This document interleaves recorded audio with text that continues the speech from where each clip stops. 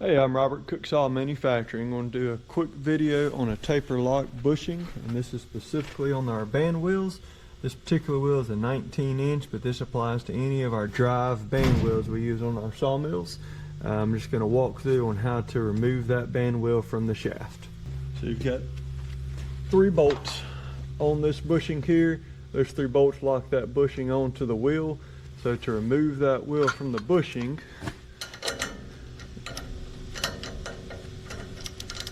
and these are 1/2 inch. So we're going to start just by taking these loose.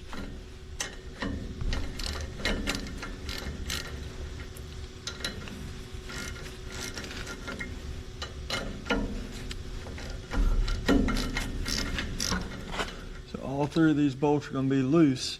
When I get these bolts out, this hole here that bolt's going through is a milled through hole. And then we've also got 3 threaded bolt holes as well. So we're going to take these bolts out of the milled hole where it threads into the band wheel, and that pulls the band wheel onto the bushing.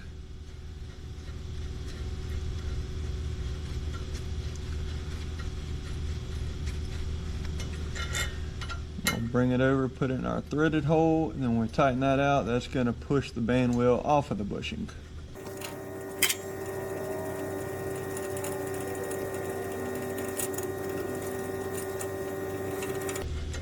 Put it back in the threaded holes.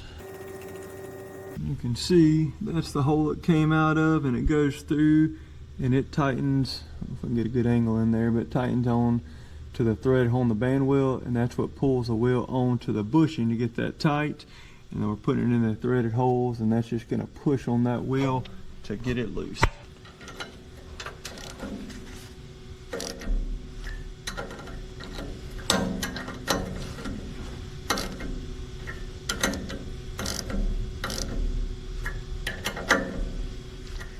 Go around and we're going to work each one.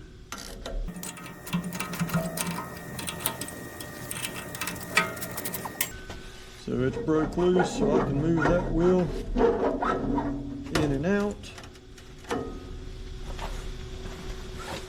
And then we've got a set screw right here on that bushing that does lock it down to the shaft that we have taken out loose. Bushing comes out.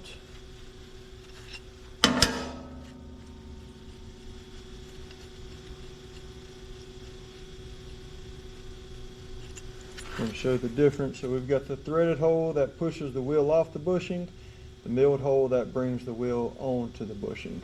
So to remove the band wheel, comes off, and I'm ready to have it recrowned, replaced, whatever we're doing with it, but that's how we loosen the band wheel using that taper lock bushing.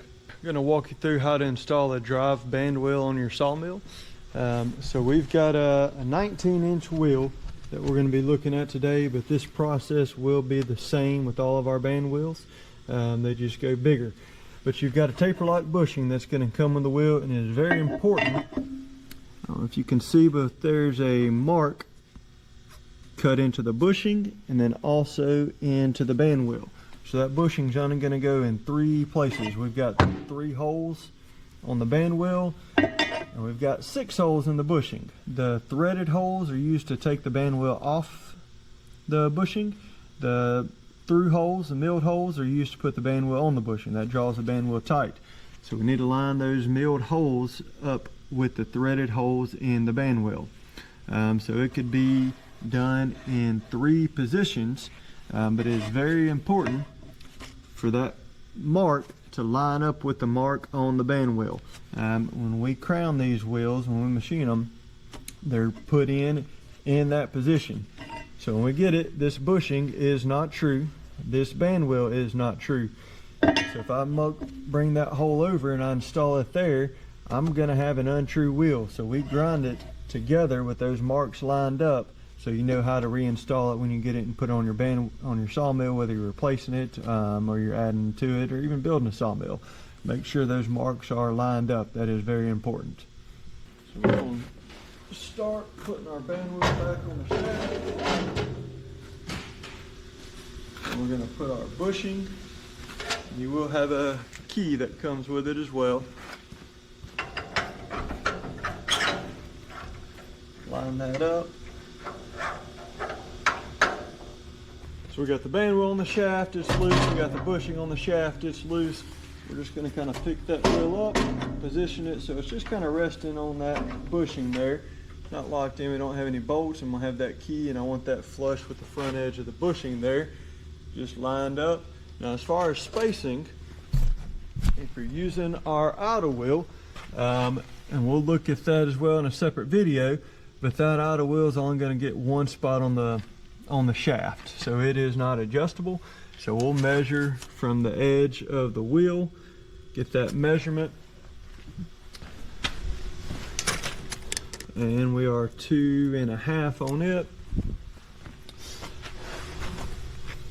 From the band wheel to the bushing, we're going to be 1/16 to 1/8 of an inch, so we'll measure 2 5/8.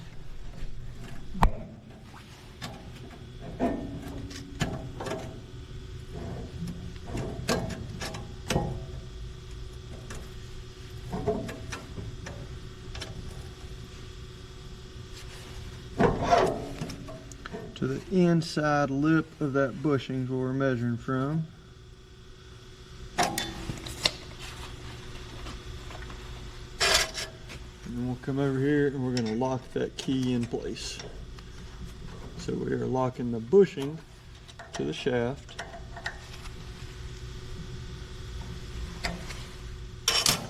Got that locked in tight. We'll spin it around until we find our marks. Make sure our marks are lined up. And we'll go through our 3 holes on the bushing.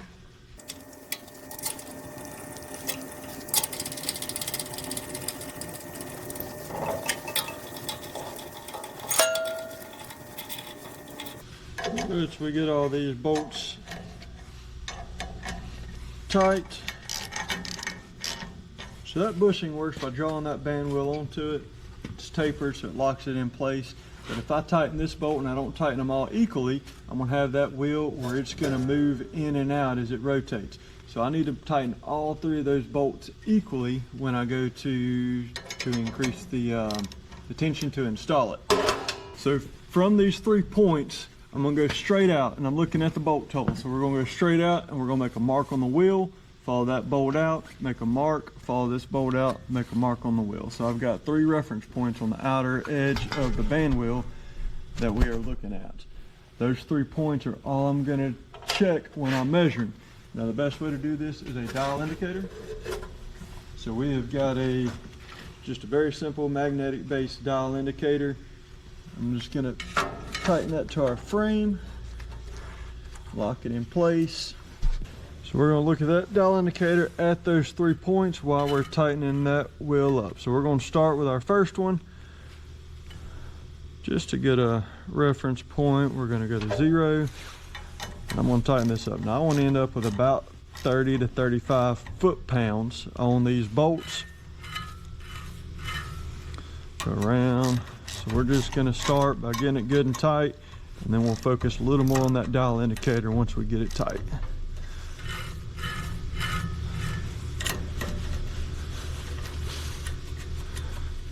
And I tighten one, the others will loosen, so we're going to end up going around this quite a few times.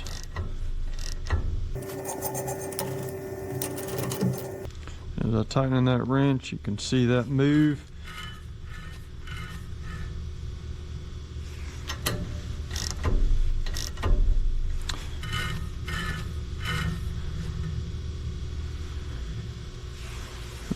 So we're on 0 here.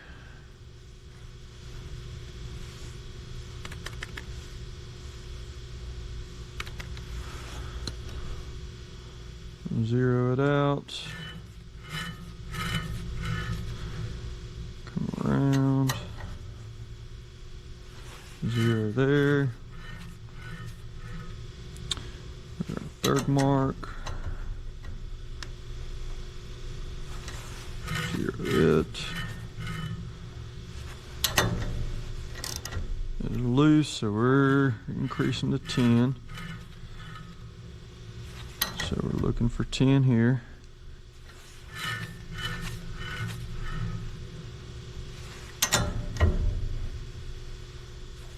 10, 10, 10, 9, we'll go just a hair more.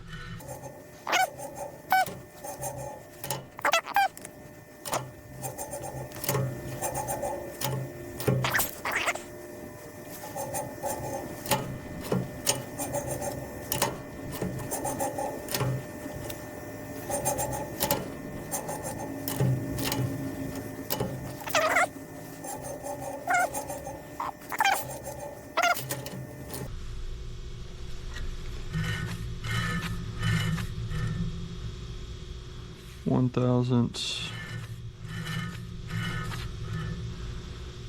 and 2 thousandths. So we're thousandths off.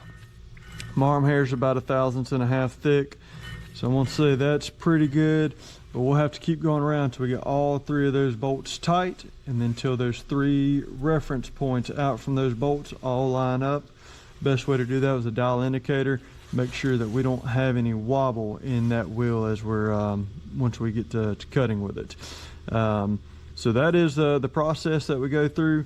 Put the band wheel on, put the bushing on, line it up, tighten down our set screw, and then go around those 3 bolts with that dial indicator, tighten them until we get them all good and tight, and they zero out at those 3 points on those bolts.